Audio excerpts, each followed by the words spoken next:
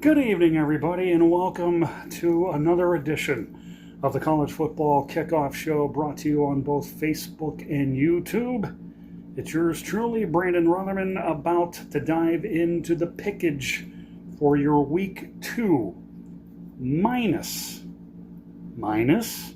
Saturday's lanyard selections, which of course will be unveiled live on Facebook when we have our first live broadcast from Cameron Stadium Saturday morning, hours before the W&J home opener against St. Vincent College, and a lot of great games on that assortment of lanyard selections, including the two biggest ones on the board, both involving games featuring two top 25 teams. Number 14, Tennessee against number 24, NC State, and number 3, Texas, and number 10, Michigan, having at it in the big house. Again, those picks and so many more coming up on Saturday in our first broadcast of the 2024 season, the first live broadcast of the 2024 season from Cameron Stadium. So, without further dudes, let's get to the pickage. And just so you know, we're only making two lanyard selections tonight, and I'm holding them tightly because as sure as I'm sitting here, I'll be damned if I'm going to drop them. I've done enough of that. But anyway, Friday night, two games on the slate. We have, just in case you're wondering, I don't know, might be a little blurry on your end, but that's what I'm reading from. And if you saw the games, then you probably know where I'm going with this. But I'm going to go against the grain with this first one. It's the Mormons and the Methodists. BYU and SMU from Gerald R. Ford Stadium in Dallas. This could potentially be a huge year for SMU and the ACC in a conference that might be undergoing a changing of the guard. In fact, I kind of think it already has. When you consider how bad Clemson got beat by Georgia, when you consider Florida State having dropped two conference games already to both Georgia Tech and Boston College, it's telling me that we may very well have a changing of the guard. And yes, I'm not forgetting Miami. They're part of this uprising too, along with SMU, along with Georgia Tech, along with Boston College. They're all in this right now. Now, once we get to, say, November, we'll have a better idea on who contends and who pretends. For now, I'm going to go with SMU at home to keep this thing going. This is their third game already, in case you didn't know. And SMU definitely, I think, is a team that's worthy of being in that conversation in a conference that I don't think few people even expected them to even be mentioned in that upper echelon with the likes of Clemson and Florida State. But neither of them are in that conversation right now. So if you're SMU, take the bull by the horns, ram it into the ground. Do whatever you have to do. You're going to have some wins this year that no one's going to expect you to win. And consequently, there will probably be some games that they'll lose that nobody would expect them to. Nevertheless, this is one where I think nationwide audience against BYU, yeah, got to go with the Mustangs. If you happen to be up at 9 o'clock or thereabouts, and you happen to be watching FS1, we got Duke and Northwestern, and it's going to be played at Northwestern's makeshift football stadium / soccer stadium / field hockey / Soccer, I got to tell you something. Northwestern only has this, I think, for 2 years before their new stadium gets built. They're only playing a handful of games at this makeshift stadium, but I got to tell you something. When I watched them play Miami of Ohio, I mean, I peeked in every now and again to see how things were going with the Cats. I tell you what, to have a stadium along the lakefront, pretty darn cool.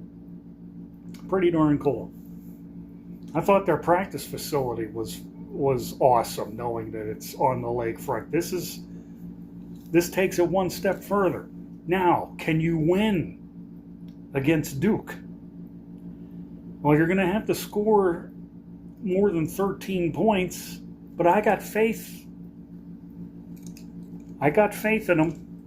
I'm going to take Northwestern to beat Duke in prime time in that makeshift stadium there. We'll hear more about the Cats and their other places of home game residencies later on in the season, but now the lanyards come off. Back to throw, looking for an open receiver. Touchdown. This time we didn't have the dropsies. So, now comes the fun part. We have to dive in to all the selections. They're all helmet selections. These are the ones on Saturday that won't be a part of that lanyard selection package. Oh, by the way, I got to do a little option pitch. Had a couple of remotes sitting at my side here. I don't think we need them right now. Where do we start first? Well,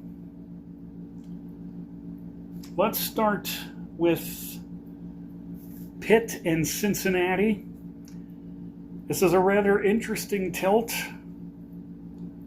And, you know, the sad part about it was that I forgot to put the records down for each team. But I will in time. But I will say this, though. I mean, Pitt and Cincinnati each won their openers at home. And now there is a nice little matchup here where someone's going to be playing 500 ball by the end of it, and the other's going to find themselves somewhat in the conversation in their conference. Could it be Pitt joining up with all the ACC teams that I just mentioned? Or will it be Cincinnati, who could very well surprise some people in the Big 12? Well, after further review, and for the sake of W&J's very own athletic director, who always asks me, am I taking Pitt this week? Well, I took them last week, and I'm going to take them this week. We're going to go with Pitt to beat Cincinnati to start things off. Oh my goodness, the helmets in the placement of the games, I think, were done in the wrong order here. So now I gotta go according to script and adhere to it. Rhode Island. We're off on the road to Rhode Island. Not this week, though. They are heading to Minnesota to take on the Golden Gophers. I go from one song to another. I've been hit by Purple Rain. I'm going with the Gophers. After all, they almost beat North Carolina. All they needed was a field goal. They can't screw it up this week. Plus, Rhode Island's coming off of a hard-fought win over Holy Cross, so I could see where this game could potentially be a tight one, but in the end, I'm going with the Gophers. Kansas State in Tulane. I had my eyeballs on this one long before the season started, thinking about Tulane and the success they've had the last couple of seasons. And then you have Kansas State. You know, Will Howard packed up and went to Ohio State, and now they got Avery Johnson running the show and could be running Kansas State to a possible Big 12 title if he just stays healthy. They got a good core in place. And I think they'll go on the road and steal one on Tulane. So we're taking Kansas State over Tulane. Troy is at Memphis. Good God, what did I do with the... they're around. Oh, they're at the far end. Troy hasn't looked themselves like they've been the last couple of years. Memphis, if you've watched this show, you know that every time we start talking about teams that win consistently, I mention Marshall, and the other is Memphis. They're always going to be in the conversation for bowl games. Memphis now, right now with SMU out of the AAC, they are the odds-on pick to win that conference. So we're taking Memphis at home over Troy. Army at FAU. FAU 2. Just kidding. Going with Army. Army, by the way, the best of the service academies. Proud possessors of the Commander-in-Chief Trophy. Games against Navy and Air Force still to come later in the year. Speaking of Holy Cross. Oops, I skipped one. Well, let's get this one out of the way while the getting's good. Georgia over Tennessee Tech. We had a helmet that hit the floor.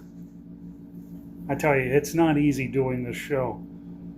It was FAU's, by the way, so not that that really has any merit or meaning.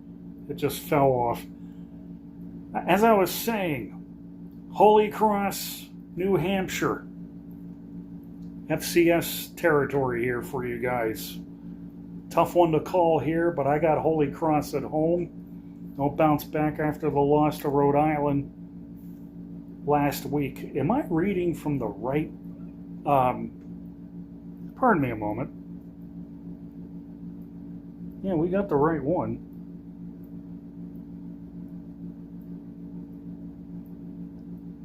I keep forgetting how I arranged the list of games. I'll show you something really quick here. Any game in lowercase are those helmet selections that I'm picking. Any game involving teams in caps that are on television, those are the lanyard picks. So we got to scroll down a little further, and we have Jacksonville State and Louisville, which means, where are you guys? Down at the far end here. I was crazy enough to think Jacksonville State would beat Coastal Carolina, and boy, did I get a rude surprise from that. Can't make that mistake again. Taking Louisville at home over Jack State. Which now brings us to Duquesne and Boston College. Where are you? I know you're here. I know you're here. There we go.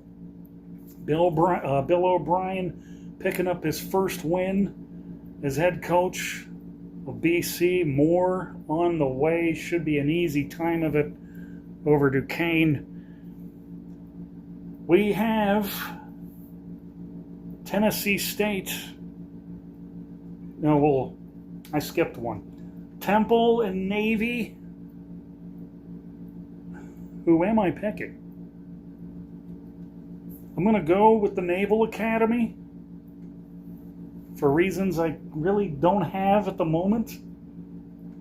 Kind of lost my concentration there because I'm taking North Dakota State to beat Tennessee State in their game. Now we got a good, well, no we don't. We don't have a good one. Toledo over UMass. Toledo should have absolutely no trouble with UMass. Here's one, UTSA and Texas State. UTSA might be falling off their perch a little bit, and at the same time, Texas State is starting to surge a little bit. So this is a tough call here. And I can't remember a time that I can recall where rooting against UTSA was worth taking a shot on. But I'm going to here. I am going to go with the Texas State Bobcats at home. Which now brings us, this one's a no-brainer. Ole Miss over Middle Tennessee. Marshall and Virginia Tech. One has got to wonder what the mood is like down in Blacksburg. This is a tough one. Virginia Tech did all they could to try and win against Vanderbilt. They're going to come out a little PO'd, I think. And as much as I would like to see Marshall win this one, there will be wins coming elsewhere, just not this week. I'm going to go with the Hokies at home. After all, it is the home opener for Virginia Tech. Meanwhile, Eye is looking, and I am trying to find, there it is, Albany in West Virginia. Who do you think I was going to take? I will say one thing, however. You know, last year when I did the show, I was talking about Reese Poffenbarger. If Poffenbarger was still the quarterback at Albany, this might be a more tougher game than it looks. However, I mean, Albany, you have to respect the fact that they were an FCS playoff team a year ago, just like Idaho was. And Idaho only scored 14 points, but they held Oregon to 24, and I'm still a little PO'd over that. Nevertheless, taking West Virginia over Albany, it's a safe pick, I think. It better be a safe pick, or otherwise there's going to be treachery afoot. Central Michigan gets to visit Pit Bull Stadium, and they're going to put the dogs back in the pound. I'm going with the Chippewas. I'm sorry. If you're going to turn your stadium into, Party Central, count me out. Count me out. Gardner Webb. Yes, Gardner Webb out of the FCS against one of their former foes, James Madison, who I just so happen to be picking in that one. I got a tickling sensation in my nose here. That's not good. This is a tough one here. South Alabama and Ohio. The loser of this game is going to be 0-2. And it's going to be very difficult in both the Sun Belt and Mid-American conferences, as competitive as they both look, and they do. It's a non-conference game, but the winner's going to be feeling a little bit better about themselves. The loser's going to have to dig themselves out of a hole that might be a little insurmountable.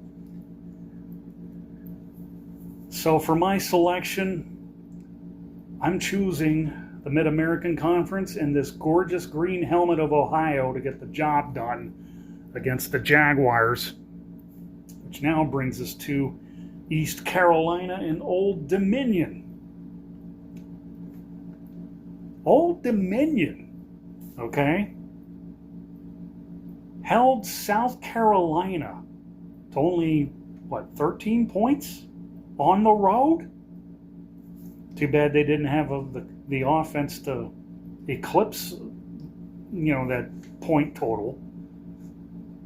If I didn't know any better, I would think Old Dominion was trying to become Iowa's stunt double. So here's your opportunity to try to cash in on better fortunes this week against East Carolina. And I'm going to ride with the Monarchs. I'm going to. But if East Carolina wins, this will be the second time I will be embarrassed over a pick that I made wrong that involved an East Carolina victory. So there you have it, folks. Elon and North Carolina Central, NC Central, who we had on the helmet tree last year. And I believe, who did they beat on Sunday? I know was it Alcorn State? I think so. I'm going to go with NC Central, just knowing what I know from their from last year's FCS appearance. I don't know how far they went, but I know they were in it. UCF is hosting Sam Houston. And if you happen to be watching that game, you guys are going to be in for a treat. UCF has got special helmets designed by pediatric patients. The logo will be done in an assortment of colors. It's a white helmet instead of what you're seeing here, but everything, it's kind of rainbowish, I would imagine. I don't know anything more beyond that, but it's a good looking helmet. Not that I would want that in my collection. I got bigger fish to fry than UCF at this point. Sacramento State and Fresno State. Where do we go with this pick? Well, Fresno State's got their home opener. They just came off of a 30-10 loss at the Big House to Michigan. I'd imagine Fresno State's going to give Sacramento State a few fits in their meeting. So we're going to go with Fresno State. Now, more helmet selections, and we begin with, we're now in the 7 p.m. window, just so you know. We've already done the 12 noon and the 3:30s. So now we are into the nighttime portion of the proceedings, beginning with the 7 p.m. kick of Florida against FCS powerhouse. Okay, maybe not a powerhouse. They're going up against Samford, who was also an FCS playoff team. I believe it was not a year ago, but 2 years ago. Florida, meanwhile, is changing quarterbacks. Graham Mertz is in the concussion protocol, and they are going to start DJ Lagway. I hope I got that right.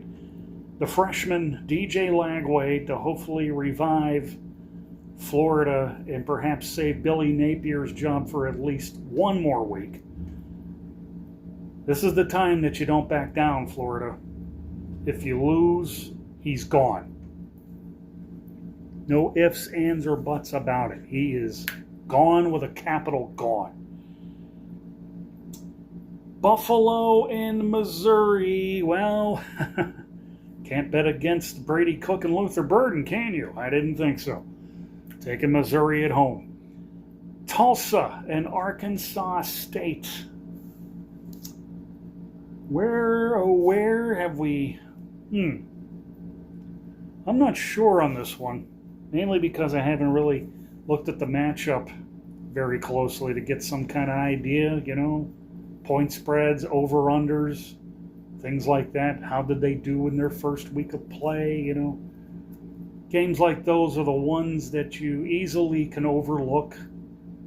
And it's only in the end when you screw up on the pick that it leaves you to wonder, how did I screw it up? It's like, didn't look at the game. So, here we go. Dartboard time. Blindfold on. Let's throw it and see if Arkansas State and their mighty band of Red Wolves can get the job done against the Golden Hurricane. Tennessee Martin and Southeast Missouri State. I know Southeast Missouri State's been doing well lately. So, yeah, we got to take Southeast Missouri State at home over the Auburn lookalike Tennessee Martin squad. Southern Illinois, the Salukis, and my boys from Austin P. Well, we didn't have an opportunity to do anything with the Austin P game against Louisville last week, and we didn't have to. For those of you who watched, we had the infamous keychain caper when I ill-advisedly took the keychain portion of the Louisville lanyard out of its foundation. I'm still laughing over that one. After all the lanyards I have double as keychains. All you gotta do is just take them out. But this time, for everyone who wants to go to the bathroom in victory, I say let's go pee. Sorry, had to do it. Tune in next time when I actually get to wear the t-shirt that says, "Let's go pee." Indiana State and Eastern Illinois. Well, it's not often I get to pick one of these teams. Considering that Indiana State got throttled by Purdue last week, I don't see their fortunes change at all here, so I'm going to go with Eastern Illinois at home. Ladies and gentlemen, back to entertain you once again, Incarnate Word. Yes, the Incarnate Word Cardinals. I believe they're called the Cardinals. They're taking on the two-time defending champion and now once beaten South Dakota State Jackrabbits. It's the home opener for SD State. They'll get the job done. No ifs, ands, buts, or maybes about it. William and Mary in Coastal Carolina. Well, chance up. Ain't going to make the mistake I made last week, so there you go. Montana and North Dakota. Both teams were coming off knuckle biters. North Dakota in defeat, and Montana surviving against Missouri State. I believe, was it North Dakota played Iowa State? I think. But you know something? I love the Grizzlies. I do. I'm picking them on the road. And definitely, when it comes to conference play, they're going to be tough to beat until they play that other team in the state of Montana. The Brawl of the Wild. Chattanooga, who got throttled by Tennessee, getting set to take on Georgia State, and they will go back to Tennessee with another loss. Georgia State, meanwhile, has got some work to do, and I think they got a very good chance of getting a win and getting back on track in the Sun Belt Conference. Speaking of which, Louisiana and Kennesaw State, this is a no-brainer, taking the Raging Cajuns. Which now brings us to UAB and ULM. Why UB? You have to pick somebody, right? I can't see ULM winning very much, and this has been proven time and time again. So we're going to go with UAB. And this, by the way, is not their primary helmet, but it should be. I think I have a white one lying around someplace, but not that I care. Not that I care. Southeast Louisiana, Southern Mississippi. We are now coming up on the half-hour mark. Southern Miss? Although it would not surprise me. See, Southern Mississippi used to be the upset kings of Division I football. If you lose to an FCS school, well, they'll always have those games to hang their hats on.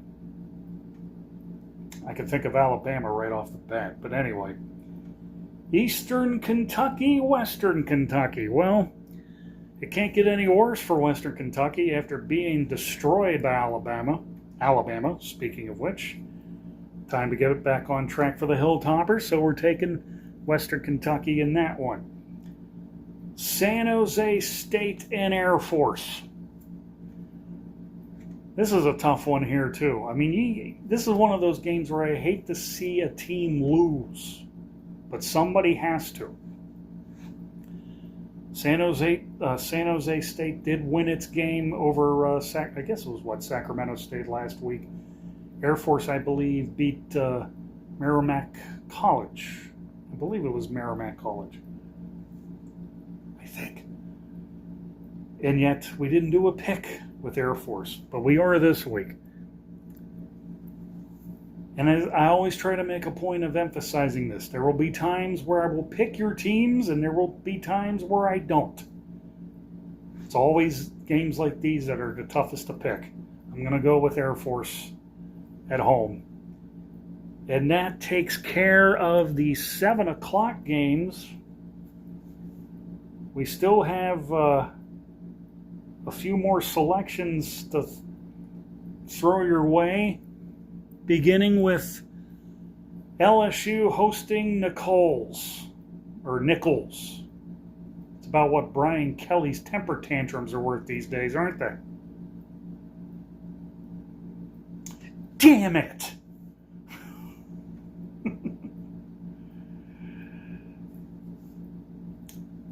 LSU losing is completely reflected on the coach who coaches them. I am hoping and praying that LSU fires his ass. I'm sorry. LSU deserves so much better. It's almost a time where I kind of wish Nick Saban would come out of retirement, but he's done. There's no sense in teaching an old dog new tricks. Not anymore. But anyway, LSU will win at home.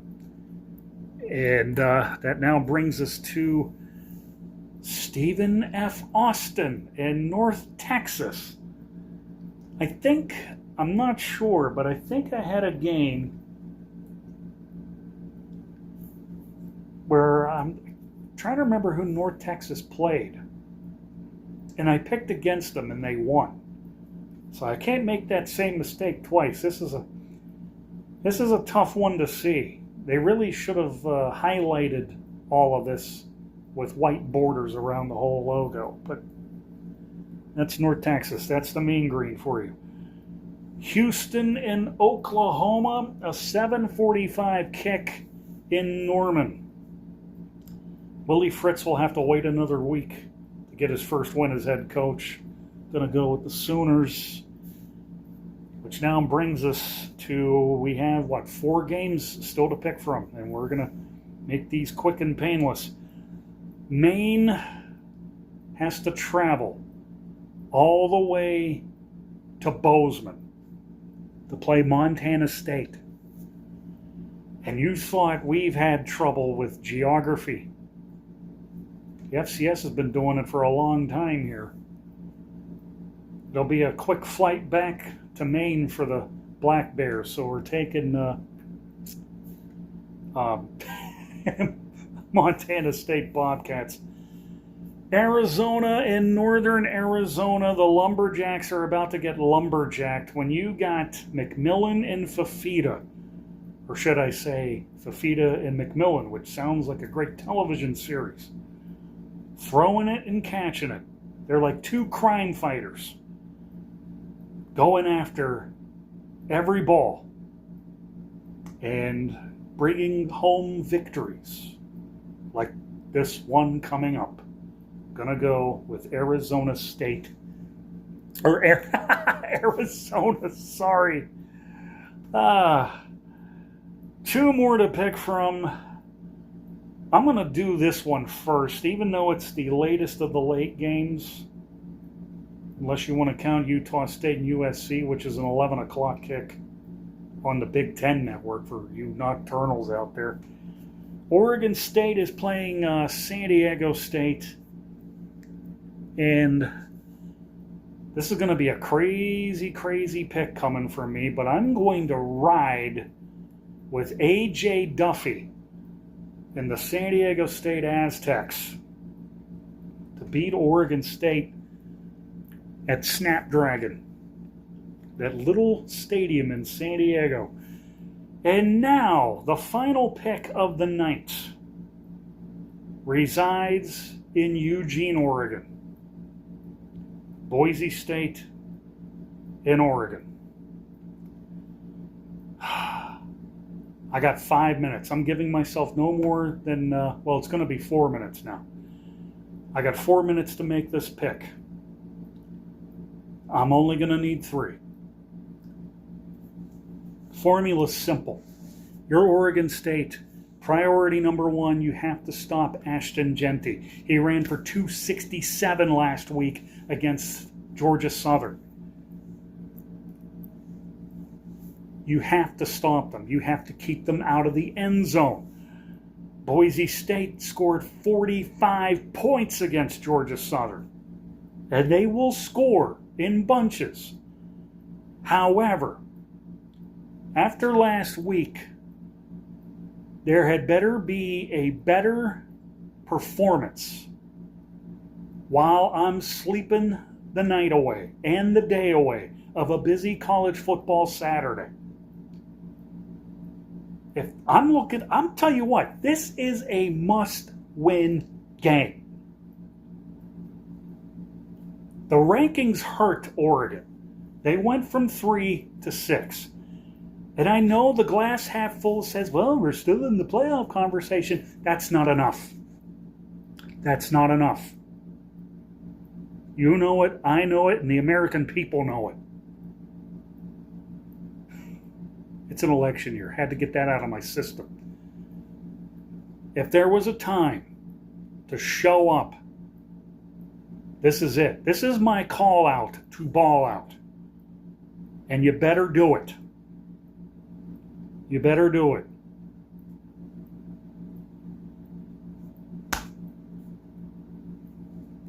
And with that, this concludes